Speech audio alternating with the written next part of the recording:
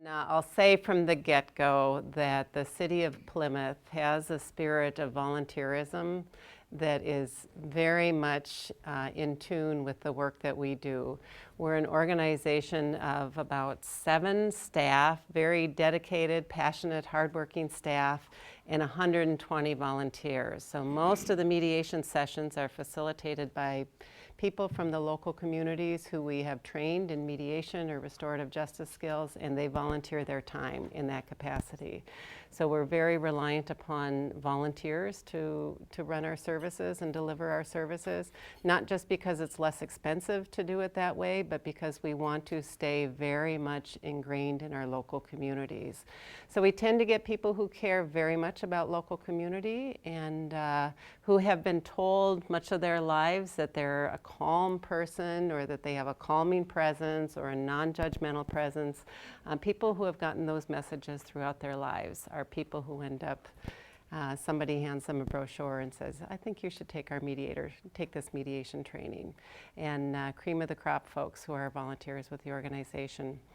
I want to talk a little bit about what we do, why we do it, and how we do it. And I'm going to ask my table to be props for me. So I'm going to grab a few chairs first. You don't have to talk or anything. I'm just going to have you be a visual prop so people can see what it is that we do. Come on up. Come on up. I'll have you sit in one of the chairs. You want to come up too? David, you want to come up?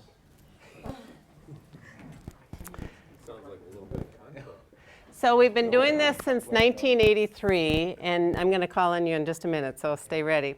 We've been doing this since 1983, and we have held these kinds of facilitated conversations 26,000 and some odd times now. So we have helped people move through conflict, make some decisions together, or repair harm in the last 32 years. We've done this 26,000 times. This is what it looks like. So Sharon is going to be our mediator here. I'm not going to actually have you mediate.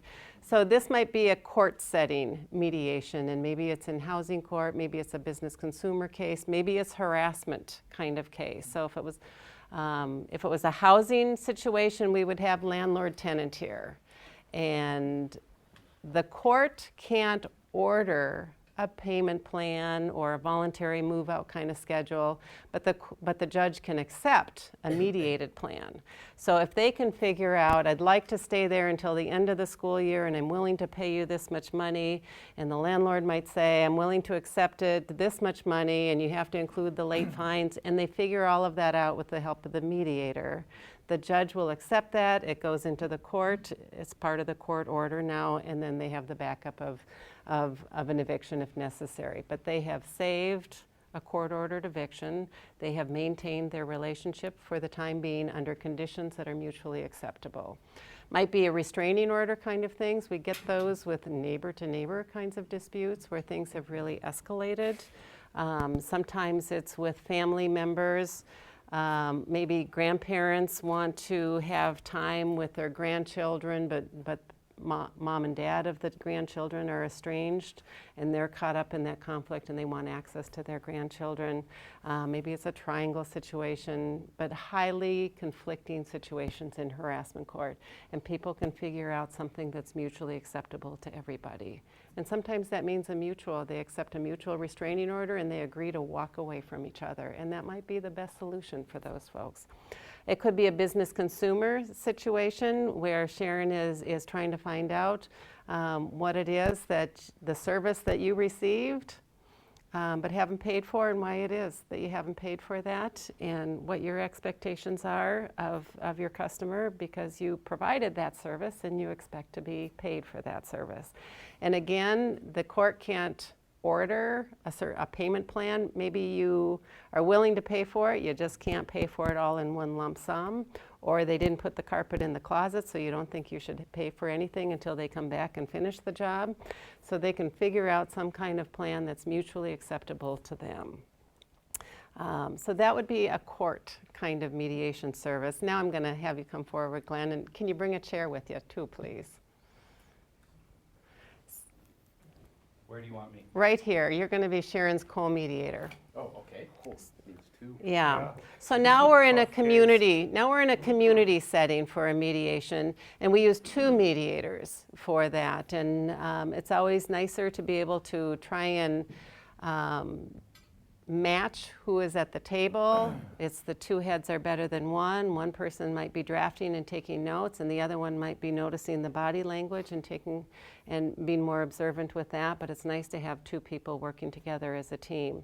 In the family or in the community kind of setting, some of the disputes we might be dealing with could still be the landlord-tenant or the business consumer or the restraining order kind of situation before they get to court.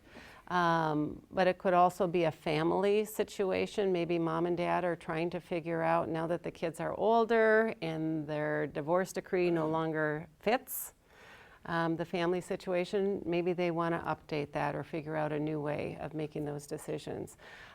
Perhaps they're siblings and they disagree on whether or not it's time for mom to go into assisted living, and they might not view it as a conflict, but they're trying to make a shared decision together and do it in a way where they're maintaining some respect and civility for the relationship with each other.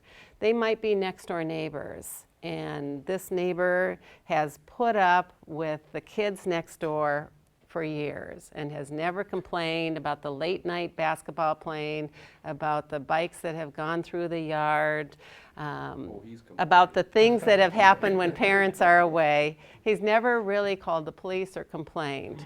But over here, the first time this neighbor doesn't mow his lawn and lets the lawn go while they're out of town, and as far as he knows, it's been taken care of because he hired the neighbor boy to do it, and he doesn't know his lawn is gone. Now you've called the city, and the city has gotten involved in it.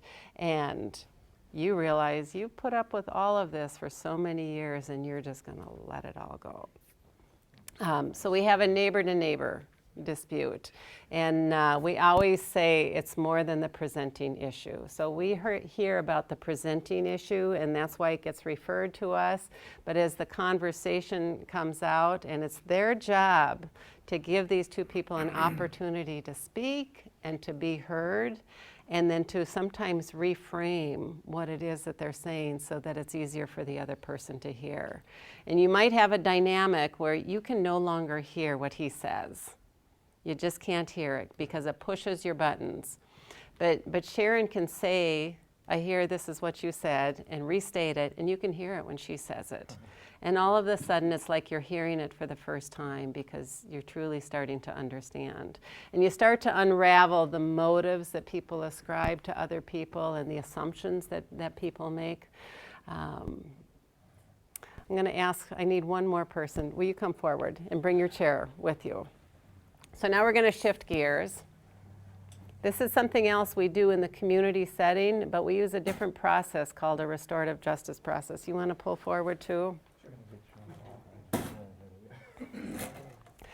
So we're using restorative justice processes with our youth services. Very, very powerful, and there's something very old-fashioned about it as well. So for those of you who are my age or older, I'm going to ask, if you stole something from a store when you were a kid, and you got back home and your dad realized that thing that you had in your pocket you stole from the store, what would happen? He'd walk you right back there and you'd apologize. He'd walk you right back and you would apologize to that store owner, and you would do whatever that store owner wanted you to do to make it right. Yes. That was part of it back in the day, yes.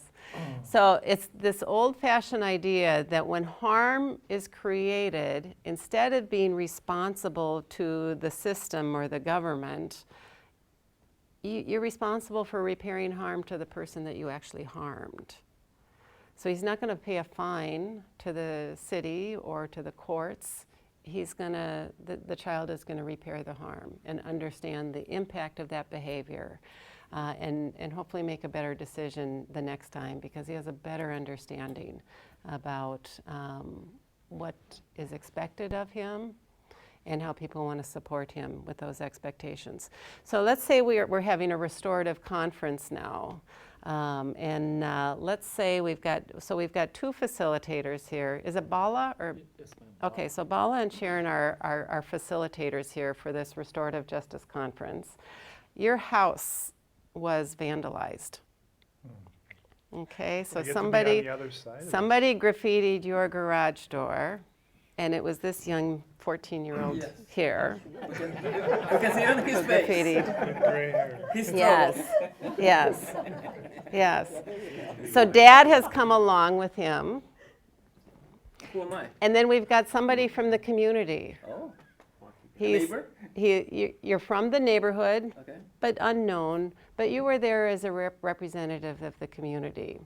And in this conversation that these two people, the facilitators, are facilitating, they're going to ask you what you experienced. What happened? What did you experience? And how were you impacted by that? And then we're going to ask the youth, what happened? What were you thinking? And chances are, Dad's going to hear information that he hasn't heard before. And he may even walk in that door going, why are they making such a big deal? It wasn't my kid. Or my kid ran as He's soon an as they angel. saw it happen. Right, My kid right. could not do Dad's that. going to hear more information. He's going to finally realize after hearing how he was impacted that it wasn't just stuff, that there are people behind things. So when something gets damaged, that something probably belongs to somebody. He might be feeling like, was he targeted? He's wondering, is there somebody out there who is targeting him? Is he no longer safe in the neighborhood? We're going to ask the community member, as a representative of this community, how were you impacted? And he might share, when he saw that, he thought, is that a gang sign? Is that graffiti? Do we have some gang activity in the community? Or what kind of activity, what will this do to our property values in the community? Or is it still safe? Can I let my kids go to the bus stop now that I see this graffiti? And does my neighbor have somebody who's got something against him or out for him? Or I wonder what's going on. I'm not even sure how to address him when I see him next. And you realize that it's not just stuff, there's the person behind it, but there's a whole community out here that gets impacted by that decision that you make. But in the process, everybody finds out that you're a kid, not unlike what they were like when they were kids. They start to understand that you're not somebody that they need to be afraid of. You're not scary. You were a kid who got bored and made a really lousy decision. But they want to support you too, and they want you to be a part of this community, and they want you to have pride in your neighborhood. So they're holding you accountable in a way that they're also supporting you. What do you think the odds are? Let's say there were two different outcomes. Let's say the first path was he went to juvenile court, and juvenile court made him do 4 hours of picking up trash on the side of the road, because that's what our juvenile justice system does. Compare that, the outcome of what might happen to him doing that versus the outcome of this kind of process. Well, we don't know the outcome, right? We have to talk about the outcome. What do you think the outcome could be here? And generally, we have a restorative plan, and we stay with our kids for 12 weeks. And they develop, this whole group here will come up with a plan. Oftentimes, there's letters of apology that are involved with that.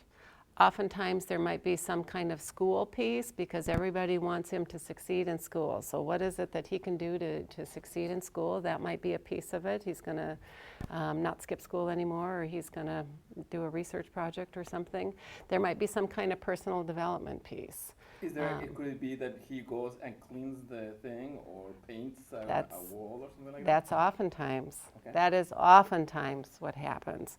Or if it has already been done by the time it gets to us, maybe you've already taken care of it, because really graffiti is encouraged, you take care of that right away. So you may have incurred that expense of taking care of it before we've even had a chance to meet.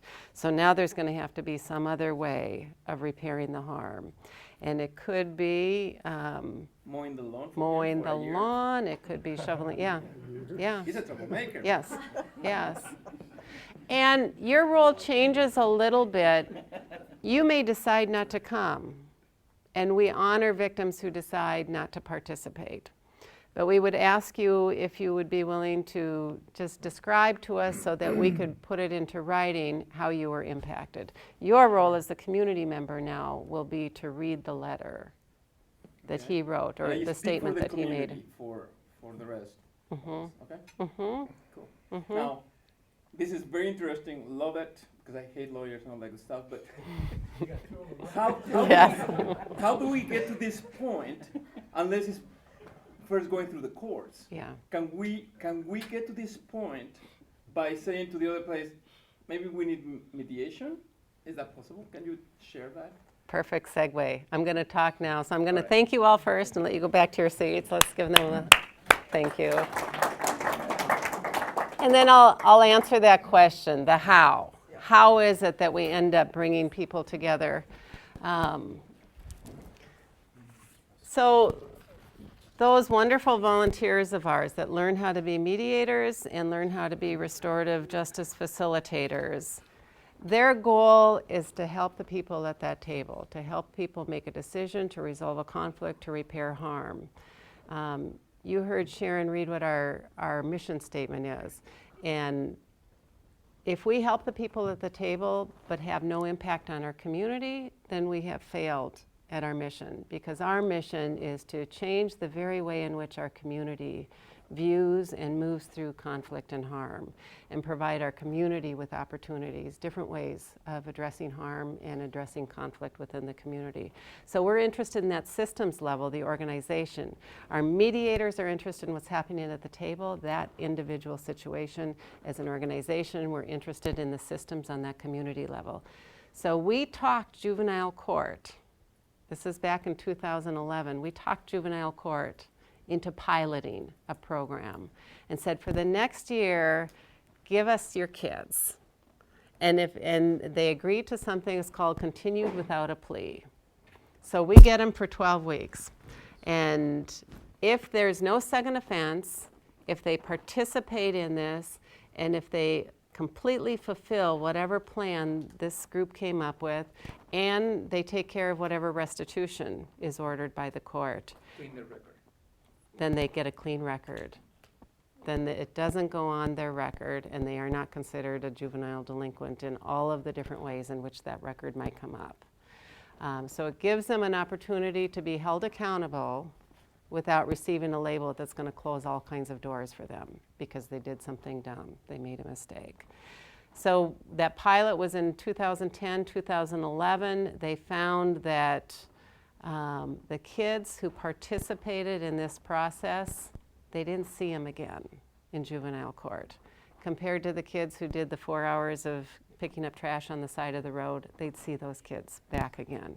So it's a process that we're still holding them accountable, but we're doing it in a way that's a teachable way and a supportive way. And Loving way, I think. yeah, yes. So now we have a contract with juvenile court, and this is just a way in which the juvenile court does things. We start. That was a very interesting correlation or discussion you made in terms of the analysis between participants in the program and people who are not participants in the program. Has there been a direct correlation, though, between your program? Is that the reason why? Or was there family intervention that got involved? Is there one variable, or are there many variables that might lead to that? And what they tracked for that pilot was primarily one variable.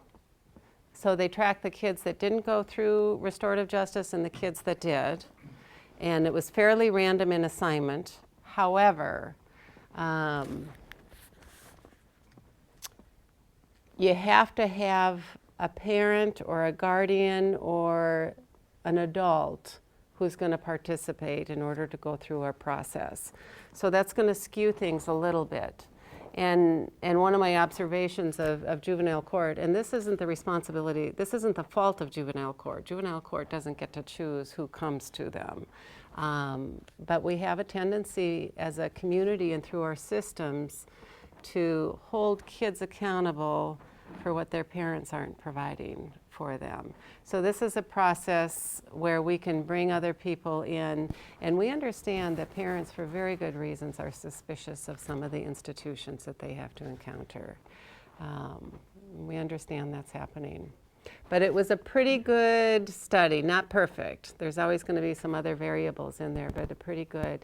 And even those who participate in it can feel how different it is than picking up trash for 4 hours.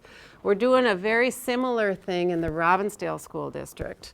And the Robbinsdale School District is going to be known nationally for the work that they are doing. They are all in with making a shift to restorative practices. So we started at Plymouth Middle School about 10 years ago, where once a week we would send a team of our mediators there and they would address student-to-student disputes. And it was one more tool to keep them from having to suspend students when it wasn't enough. However, the teacher addressed it in the classroom. If that wasn't enough, then they had an opportunity to meet with our folks, and they were held accountable to each other. They came up with their own plan. They weren't told what to do. It was their own decision and their own plan of how they were going to navigate the interaction between the students. And lower rates of suspension at that school. So now, a year ago, when there's concerns about the high rates of suspension in some of our local school districts, Robbinsdale was one of them, but not the only one, and racial disparities in how those suspensions are applied. They decided they needed to do something different, and they realized they had this middle school that didn't have the same rates as the other schools. So they asked our organization last year if we would roll out services to 3 more secondary schools. So we're at Armstrong and Cooper and Robbinsdale Middle. We had a really good year last year, and they've asked us this year to add another 6 schools. And now, starting Monday, we're training. We've got 45 teachers and staff from the Robbinsdale School District that are going to go through training in restorative measures so they can start to internalize this. And it's a school district that's committed to doing things the restorative way. I drew this little picture here. The one thing mediation and restorative justice have in common is it's a shift from thinking either or to both and. And in the restorative world, it's not about choosing, are we going to hold them accountable, or are we going to punish them, or are we going to support them? We're going to do both. It's a both and kind of approach.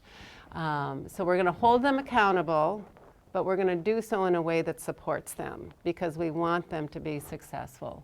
So compared to this might be suspending them. They broke the rules, so now they're going to be punished. They're going to have to go home for 3 days, punished. That would be a punitive way. Or just looking the other way and not doing anything about it. That's neither supportive nor holding them accountable. It's nothing at all. Or when we want to support them without holding them accountable, we do things for them.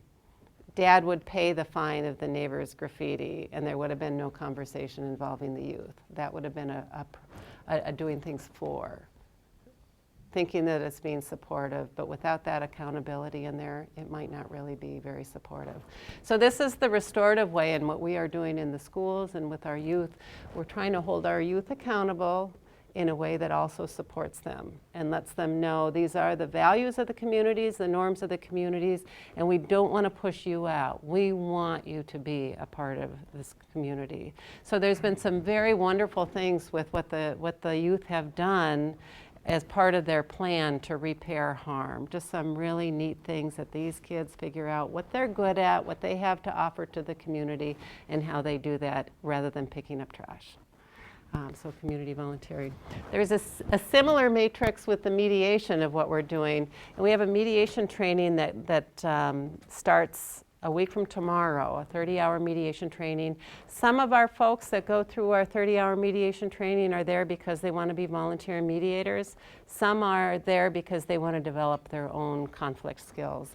And we always have a group in our trainings who may consider themselves conflict avoiders. They're just uncomfortable with conflict, and they tend to stay away when they can. They don't engage, they change the conversation, they walk away, because in their minds it's an either-or scenario. It's either they're aggressive or they're accommodating, so they just avoid. And what we're trying to do in mediation is we're trying to move people into this upper right-hand corner, kind of like over here, where people don't have to choose between getting what it is that they want and having a good relationship. or having a respectful conversation. So we're trying to figure out how people can get the money that they're owed as the landlord, but do it in a way where they don't feel like they're a jerk or that they're taking advantage of somebody that's in a tough situation.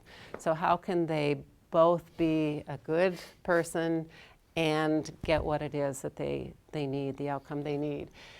Most people think of mediation as compromise. We don't really like compromise. Compromise is good if what you're really interested in is something fair. If fairness is the most important aspect of that situation, compromise might be a good thing. But we're really looking for something better than a compromise. And we get there, and Sharon's gone through the training to know how it is that we move people up into this upper right-hand corner. And sometimes it has to do with shifting from positions to interests, finding out what it is, why it is that somebody wants what they want. Because oftentimes there's something that we can give up that doesn't mean much to us, but means something to the other person. But if all you're talking about is who deserves what and why you're entitled to something and what your position is, you never find out why it is that you want it, what it is. The story I tell, I hope I don't offend anybody by it being a simple story, but it's how my kids did this. We were picking out a dog, and we had agreed to get a dog, and all of a sudden I realized they each fell in love with different puppies in the litter. And I'm like, no guys, we're not gonna have 2 dogs. You're gonna have to figure this out or it's no dog at all, just one dog. So my daughter asked her brother, why is it that you want Max? And he said, Max is just the best name for a dog. I've always wanted a dog named Max. And he asked her, why do you want Genevieve? Well, I want a girl puppy, so maybe we can have more puppies. So the 2 of them agreed to get Genevieve and call her Max. So now I have a female dog named Max. And they figured it out. So that's oftentimes what we're trying to do when we're moving people to collaborate rather than compromise. We're trying to understand what's behind the thing that they are seeking. And is there something that somebody can give up that's not that important to them in exchange for getting something that is really important to them?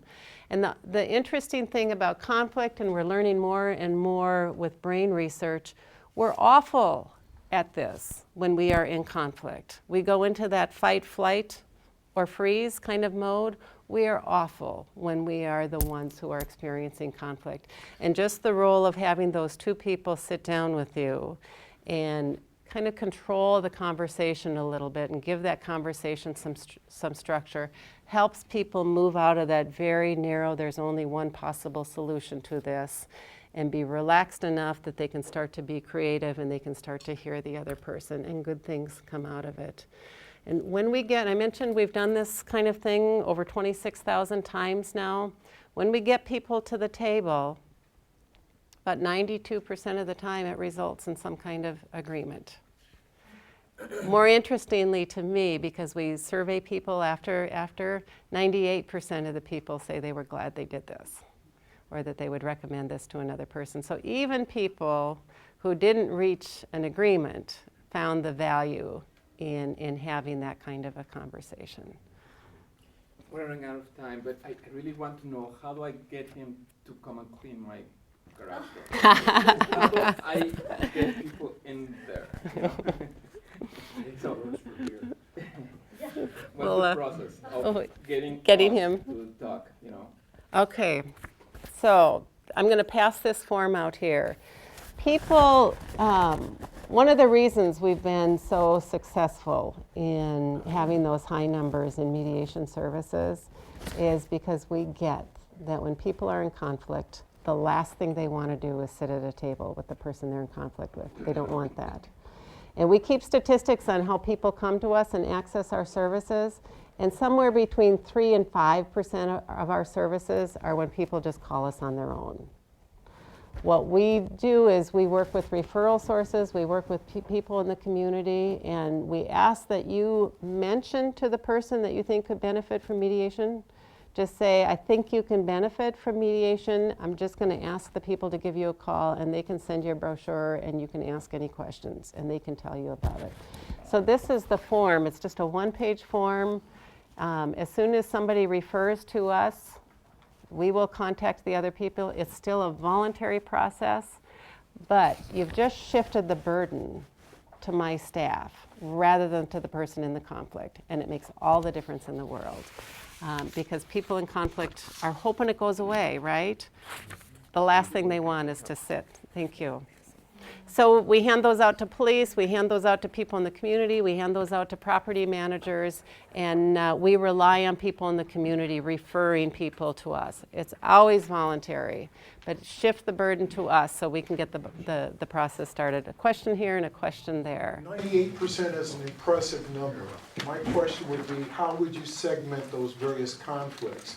If you're dealing with a landlord-tenant situation, and there's $10,000 in the line, and you get it resolved, and then subsequently you find that this tenant is not paying the landlord after that conflict, the initial conflict, I'm wondering how those percentages would start to erode, because eventually you're going to still need to resort back to some civil system in order to get compensation or restitution. So I'm wondering, do you have that statistically broken down, what types of conflicts and the degree of success in those various segmentations? We've got, in the annual report, we've broken down by category. So court, community, youth, and training. We have some numbers in there by category. And you are right that there's the possibility that somebody doesn't fulfill their agreement. Our court mediators are trained to do Plan A, Plan B agreements.